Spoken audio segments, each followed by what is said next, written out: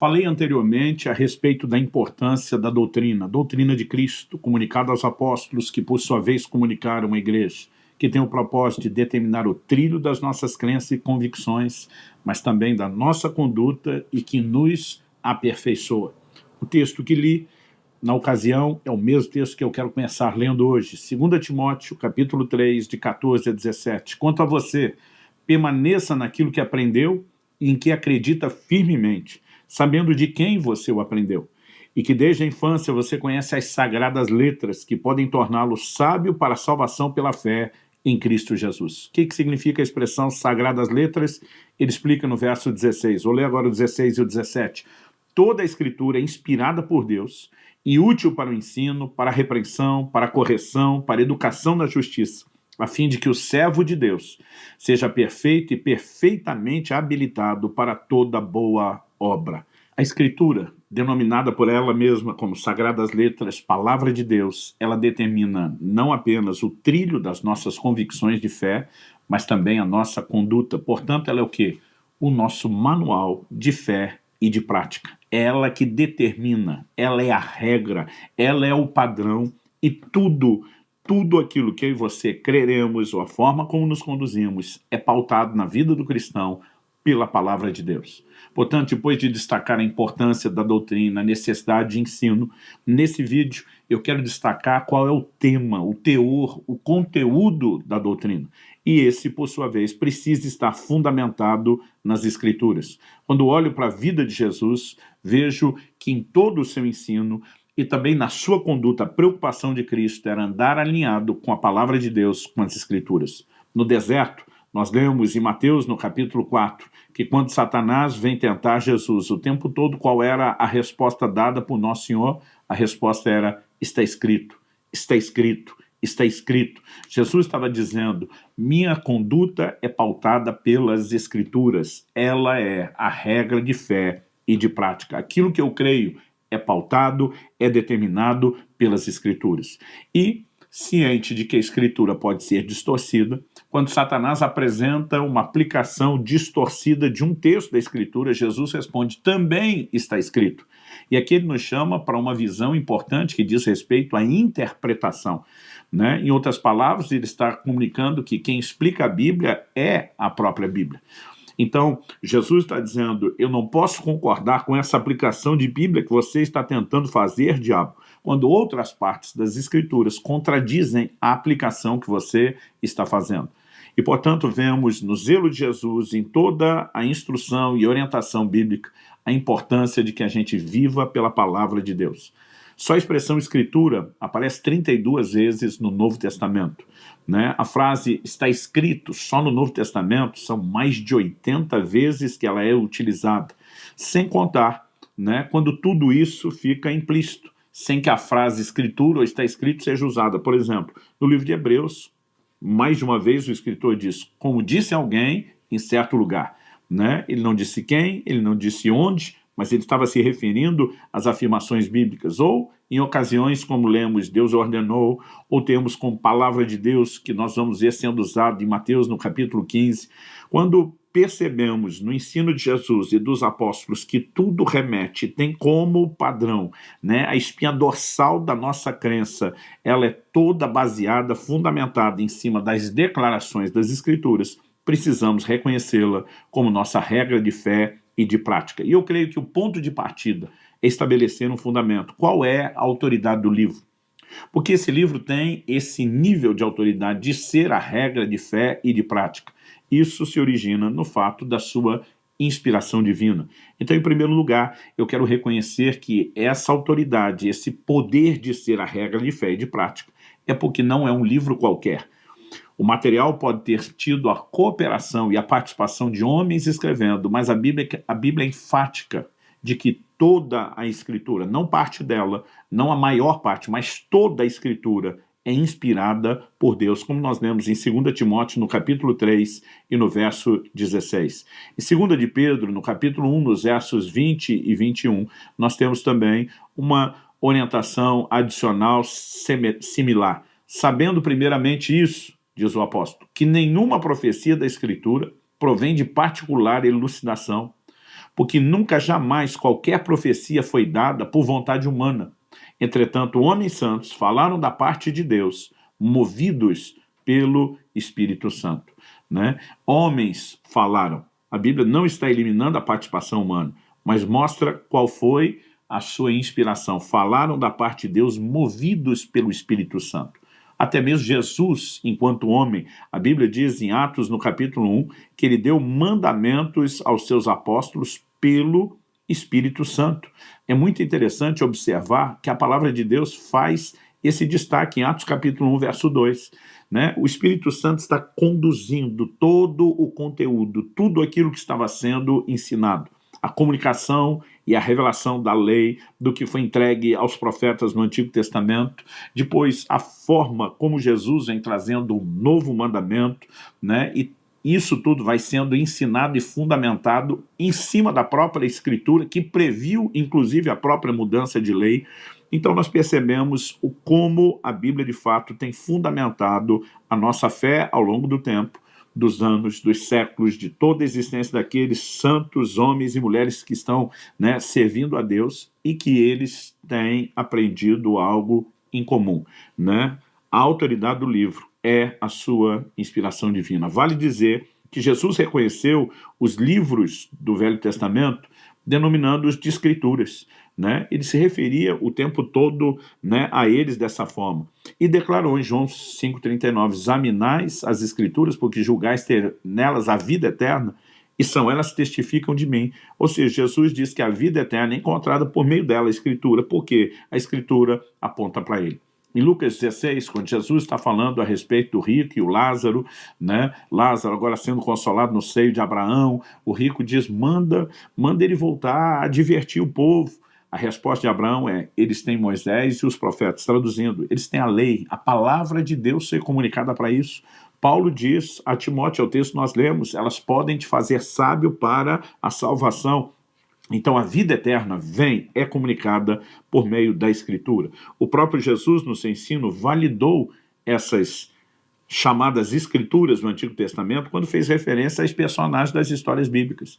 Começando lá, né, por Adão, Noé. Estou mencionando Adão e Noé porque são histórias que muitas pessoas que hoje querem se dizer cristãos ridicularizam e dizem não são literais. Né? Há um liberalismo teológico tentando fazer da história de Adão e Eva, ou mesmo do dilúvio, algo como se fosse história da carochinha. A verdade é que Jesus autenticou o ensino bíblico sobre Adão, autenticou o ensino bíblico sobre Noé, não apenas sobre eles. Ele falou sobre Abraão, ele falou sobre Ló, ele falou sobre Moisés, sobre Davi, sobre Salomão, ele fala de profetas como Elias, como Eliseu, como Daniel, Jonas, enfim.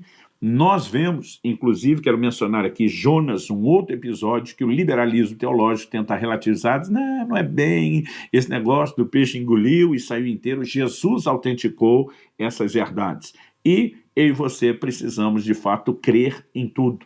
Em Atos, no capítulo 24, nos versos 14 e 15, quando Paulo está testemunhando diante do governador romano, ele diz, porém, confesso ao Senhor que segundo o caminho a que chamam seita, assim eu sirvo ao Deus de nossos pais, acreditando em todas as coisas que concordam com a lei e os escritos dos profetas, tendo esperança em Deus, como também esses a têm, de que haverá ressurreição, tanto de justos como de injustos. Ele está dizendo, o que vocês estão classificando hoje de seita, né, eu quero que vocês saibam que nós acreditamos em todas as coisas que concordam com a lei e com os profetas, traduzindo, tudo que nós cremos está fundamentado na palavra, está fundamentado nas Escrituras. Jesus reconheceu a estrutura de divisão básica dos livros do Antigo Testamento. Hoje nós temos uma forma de divisão, né, que não traz a mesma nomenclatura que os judeus daquela época tinham. Em Lucas 24, 44, a Bíblia diz, a seguir Jesus lhes disse, são essas palavras que eu lhes falei, estando ainda com vocês. Era necessário que se cumprisse tudo o que está escrito a respeito de mim. Então ele diz, na lei de Moisés, nos profetas e nos salmos. Hoje, para nós, os salmos vêm antes dos profetas. Para eles, os profetas vinham antes. Né? O verso 45 diz, então lhes abriu o entendimento para compreenderem as Escrituras. Olho para a palavra de Deus, olho para a Escritura e vejo Jesus o tempo todo validando não só os livros, mas inclusive a disposição. Né? A menção dos homicídios feita por Jesus em Mateus, capítulo 23 e verso 35, né? O Senhor Jesus faz uma afirmação e muitas vezes isso nos passa, né, despercebido. Ele diz, para que recaia sobre vocês todo o sangue justo derramado sobre a terra. Ele diz, desde o sangue do justo Abel até o sangue de Zacarias, filho de Baraquias, a quem vocês mataram entre o santuário e o altar. Quando ele diz de Abel a Zacarias, filho de Baraquias, Jesus está, né, apresentando algo que hoje poderia ser dito na nossa nomenclatura de Gênesis a Apocalipse. Ele pega a menção do primeiro homicídio em Gênesis, mas Jesus também cita, né, em 2 Crônicas 24 e 21, aquilo que junto os livros históricos, junto com os poéticos, com os salmos, compunham o fim das Escrituras, é a menção do último homicídio na ordem em que os livros já estavam dispostos. Conclusão, se a Bíblia toda não é digna de confiança, Jesus, que baseou seu ensino nelas, também não era. Agora, se Jesus é digno de toda confiança, a Escritura tem que ser. O que nós não podemos, em momento nenhum, é relativizar isso. Depois de reconhecer a autoridade do livro, proveniente da sua inspiração divina, e que por isso se torna nossa regra de fé e prática, todo cristão precisa entender o cuidado não só de crer no que está escrito, mas de viver por aquilo que está escrito. Essas orientações vinham sendo dadas por Deus desde a antiga aliança. Por exemplo, em Josué, no capítulo 23, no verso 6, ele diz, portanto, esforcem-se muito para guardar e cumprir tudo o que está escrito no livro da lei de Moisés, para que dela não se afastem nem para a direita, nem para a esquerda. Então, desde a antiga aliança, a orientação é, precisamos viver por aquilo que está escrito. Ao confrontar Satanás no deserto, Jesus deixou claro que ele viveria alinhado com as Escrituras, né? Já mencionamos isso antes. Não aceitaria nenhuma distorção dela, o tempo todo dizendo está escrito, também está escrito. Jesus também provou pelas Escrituras o plano de salvação, né? E aqui eu quero voltar lá em Lucas, no capítulo 24, no versículo 27, nós lemos, e começando por Moisés e todos os profetas, explicou-lhes o que constava a respeito dele em todas as Escrituras. Ele fundamenta toda a fé dos discípulos, a chamada doutrina de Cristo, que os apóstolos pregariam naquilo que a Escritura, que a palavra de Deus ensinava, declarava e determinava. Nós precisamos, como Paulo orientou os coríntios, aprender a não ir além do que está escrito. Em 1 aos Coríntios, capítulo 4, verso 6, ele diz isso, não ultrapassem o que está escrito. Estou lendo, né, na Nova Almeida atualizada. A NVI diz a não ir além daquilo que está escrito, ou seja, não ultrapassar. Nós precisamos entender quais são os limites, o que Deus determinou, qual é a regra de fé e também de prática, a Escritura Sagrada, e nós devemos viver de acordo com ela, pautar a nossa vida de acordo com ela. No livro de Isaías, no capítulo 8 e no verso 20, nós temos uma outra declaração também importante. A Bíblia diz assim, à lei e ao testemunho, se não falarem segundo essa palavra, jamais verão a luz do alvorecer. Interessante que o versículo anterior está falando, será que um povo não deveria consultar seu Deus? A favor dos vivos se consultarão os mortos? Por quê? Haviam pessoas dizendo, vamos consultar médiuns, adivinhos. Deus diz, não, não, não, quem se consulta é Deus. E como se consulta a Deus? A lei, ao testemunho, volte para a Escritura. A orientação que Deus tem para você é oferecida por meio das Escrituras. Esse é o ensino bíblico. Em Atos, no capítulo 17, no verso 11, nós lemos de quando Paulo está pregando o evangelho em Bereia.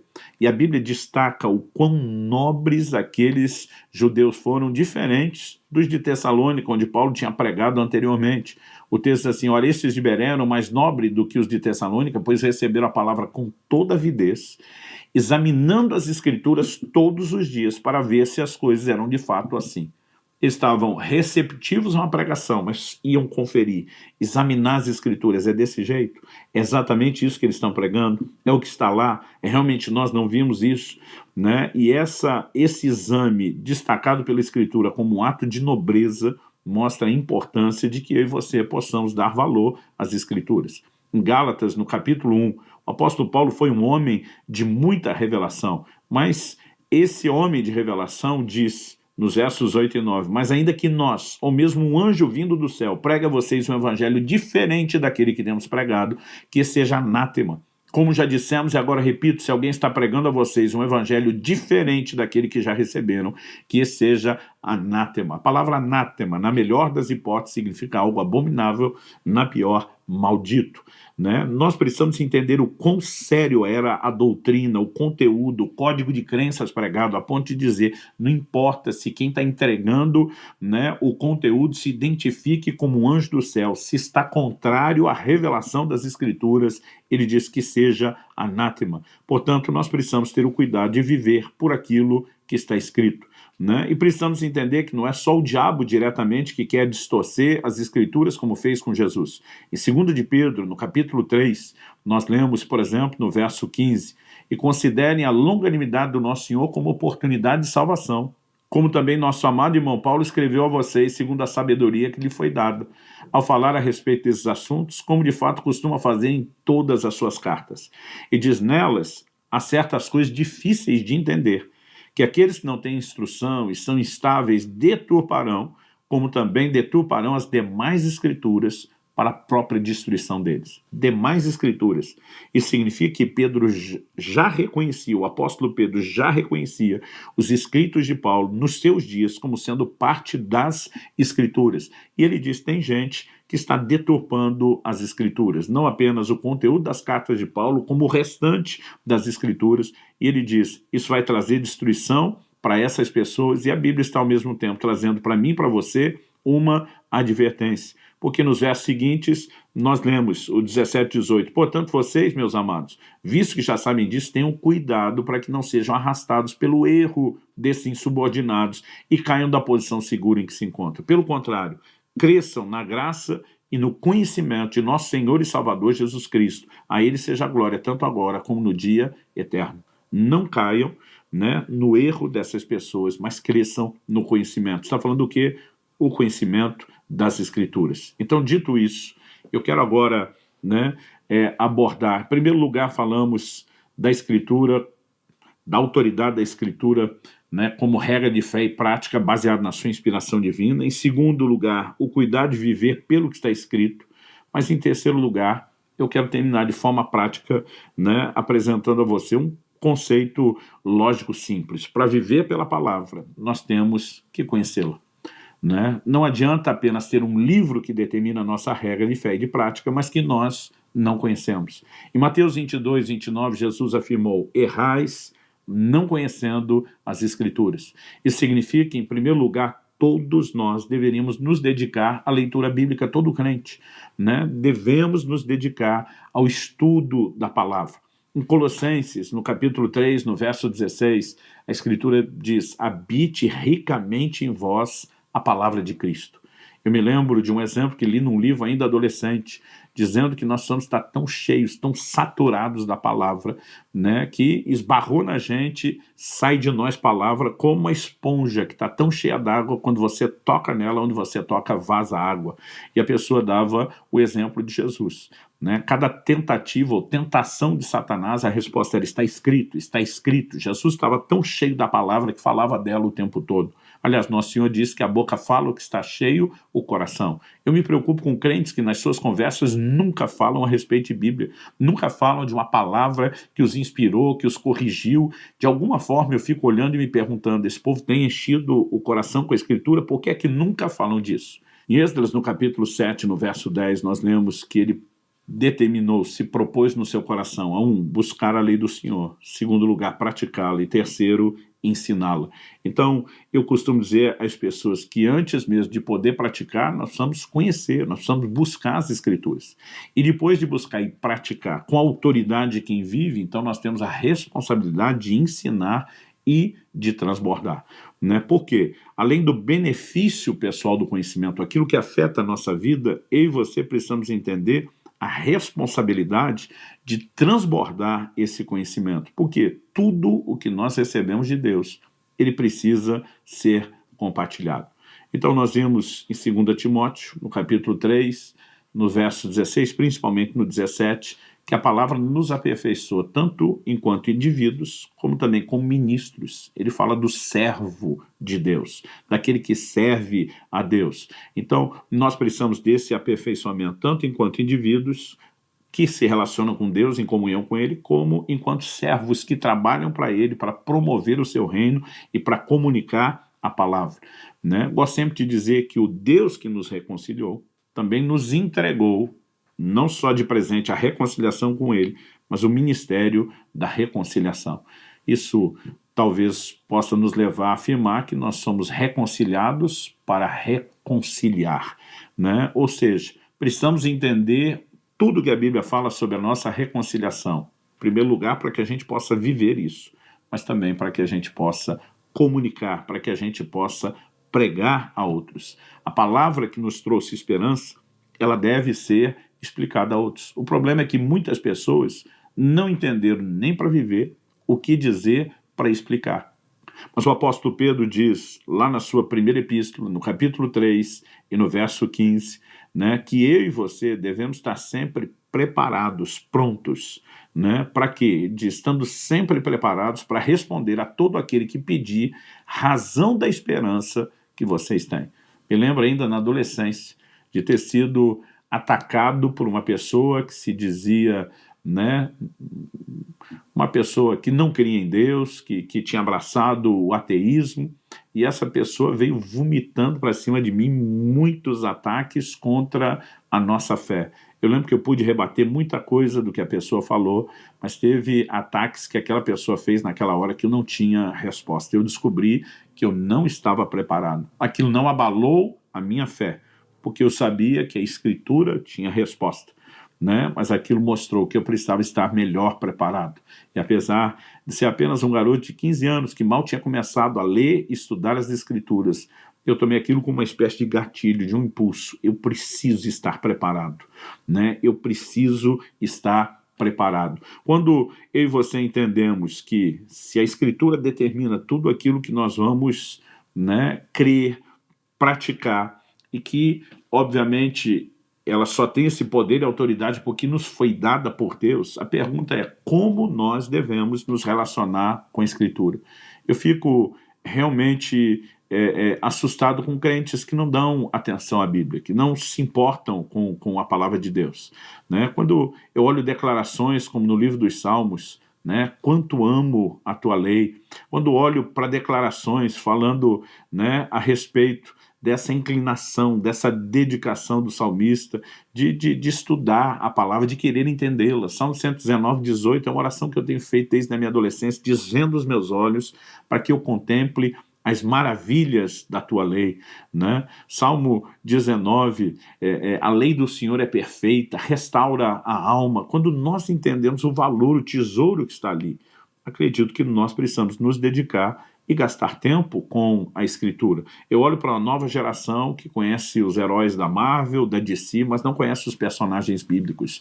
Eu olho para uma geração que fala e discute sobre muita coisa. Eu não acho que é assim, eu não acho que é, mas não conhece nada de Bíblia, né? Estão falando de coisas que não estão autorizadas a falar, que não tem capacidade nenhuma de discutir. Por quê? Eu vejo quando entro em alguns debates com algumas pessoas, né, a ignorância das Escrituras que demonstra é tão assustadora que eu me pergunto como a pessoa acredita que ela possa estar num lugar para discutir aquilo que ela não sabe, aquilo que ela não conhece. Mas a busca de conhecimento não tem que ser por causa de uma possível discussão ou de uma necessidade de explicação. As pessoas me perguntam, pastor Luciano, o senhor começou a ler e estudar muito a Bíblia por causa do seu chamado para pregá-la, para ensiná-la? E normalmente eu digo para as pessoas, não. Eu comecei a ler porque eu queria entender. Eu queria entender porque eu queria praticar. E depois eu descobri que aquilo que eu entendi, estava praticando, era algo tão extraordinário que eu precisava compartilhar. Então, a disposição de ensinar vem como uma gratidão por um entendimento que é libertador. Jesus diz em João 8,32, conhecereis a verdade e a verdade vos libertará. Né? O entendimento da palavra, ele vai nos levar a viver algo profundo e extraordinário. Quando, por outro lado, a ignorância, ela tem um custo alto. Em Oséias 4,6, a própria Escritura diz, o meu povo perece, porque lhe falta o conhecimento. À medida que eu e você, né, conseguimos entrar nesse lugar de compreensão, de entendimento das Escrituras, isso impacta a nossa vida, muda o curso da maneira como nós nos relacionamos com Deus, mas também coloca sobre nós uma responsabilidade. Qual é a responsabilidade? É compartilhar com outros aquilo que nós entendemos, é compartilhar com outros aquilo que nós absorvemos.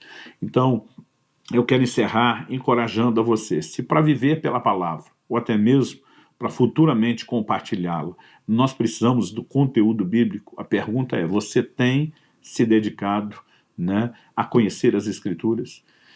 Em 2 Timóteo, no capítulo 2, no verso 15, a Escritura diz, procure apresentar-se a Deus aprovado, como obreiro que não tem de que se envergonhar, e que maneja bem a palavra da verdade. Manejar é algo que você faz com as mãos, né? Isso não significa apenas a capacidade de folhear um livro, de achar o que está escrito, mas a Bíblia está falando aqui da analogia da própria palavra como uma espada. E quem vai guerrear sabe muito bem manuseá-lo. Quando você vê Satanás tentando Jesus, tentando distorcer a Escritura e Cristo respondendo também está escrito, você entende que ali nós temos um obreiro aprovado, né, que não tem de que se envergonhar, vive pela palavra, vive pelo conhecimento dela, sabe se posicionar, sabe defender a sua fé. Então, eu encerro aqui, né, te chamando não apenas a esse reconhecimento importante de que a Bíblia, né, é a autoridade maior nas nossas vidas, é a nossa regra de fé e prática. Por quê? Porque é a palavra de Deus.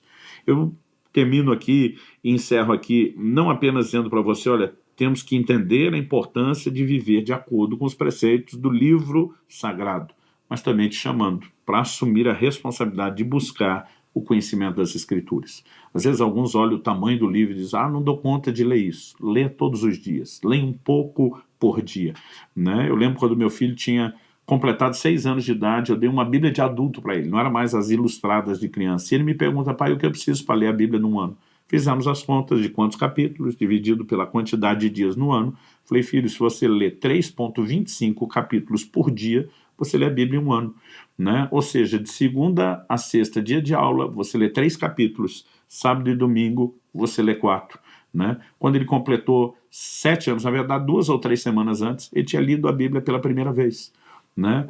Aos 7 anos ele leu a segunda, aos 8 anos ele leu a terceira, com 9 anos ele fez outra conta, falou, papai, se eu ler 7 por dia, dá para ler 2 no ano. Exatamente, falei para ele. Aos 11 anos de idade, meu filho já tinha lido a Bíblia 9 vezes. Eu olho para alguns pregadores hoje que parecem não ter feito isso. Então eu tenho dito às pessoas, vamos criar um hábito diário de nos dedicar à palavra de Deus, ser cheio dela, em primeiro lugar, para vivê-la e praticá-la, segundo, para compartilhá-la. Que Deus nos ajude a viver de acordo com aquilo que eu gosto de chamar de manual do fabricante, a nossa regra de fé e prática, a Bíblia Sagrada, as Santas Escrituras.